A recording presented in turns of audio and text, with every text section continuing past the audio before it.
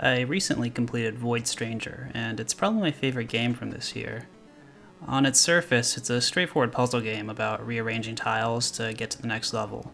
The controls are as straightforward and simple as can be. You can move around in 4 different directions and either place or pick up a tile. The game builds upon the tile placing mechanic by introducing different tile types, enemies, and other obstacles. Although I'm not the greatest at these types of Sokoban puzzle games, I was still able to solve a majority of these puzzles, and I often felt satisfied when I completed them. I only had a few moments of frustration where I just looked up the answer. Many people, including myself, might feel that looking up answers might ruin the experience of a video game for most people. Generally, I try not to look up things when experiencing a game for the first time. After all, if someone tells you about a game and you haven't experienced it for yourself yet, it might skew the way you think about a game if you decide to actually play it.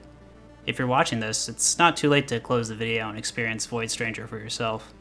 Even though I'm not going to spoil anything major in this video, a thoughts on video or any sort of exposure that isn't your own can be enough to ruin what could have been your favorite or least favorite song, movie, video game, or other media.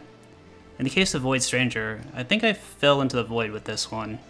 Various Steam discussions and guides hooked me in, and clearly showed that there was something a bit more going on in the game. But to be fair, I think I knew I was in for an experience just by booting up the game alone. Have you ever just started up a game and the intro is enough to hook you and tell you that you're playing something special? From the title menu music to the introduction of Gray walking towards this alien entrance of a void to the moment I picked up the staff and that incredible theme played, I knew deep down I was in for a special experience. What started as a deceptive 3 to 4 hour game turned into a 32-hour puzzle-solving experience. Some of these puzzles I would have never figured out, nor would I have had the patience to. But there were puzzles that I did figure out on my own. Here's a picture of 1 or 2 pages, front and back, of notes I wrote for this game.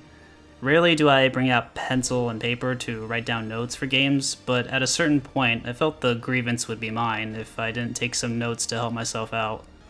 Those who came before me also paved the way with lengthy Steam discussion posts and guides to help people with the more obtuse puzzles.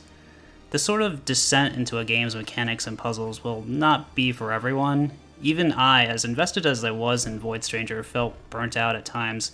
The Sokoban puzzles became one of the game's weaknesses, as what starts as a great number of good head-scratchers becomes another inconvenient floor to descend to and get to another puzzle you may or may not have to spend hours thinking about, only to find out you needed to be on some other floor. Of course, Void Stranger acknowledges this and leaves a few helpful ways to progress, especially if you're paying attention to the little details and lore, but most players probably won't find these on a first playthrough, let alone without a guide.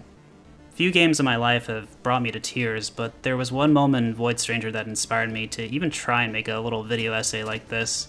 Never did I think that after the first few hours I'd be rewarded with one of the most hauntingly beautiful game over messages to ever grace me in a video game. If anything should be praised about Void Stranger, it's how it recontextualizes failure and progression. This is something System Erasure explored in their previous game, Zero Ranger, but I'll save my thoughts on that game for another video. If you haven't played Void Stranger, I can only hope that this video has piqued your interest. If I haven't made it clear, it's best to experience this game for yourself. I only recommend looking something up if you're truly stuck or confused.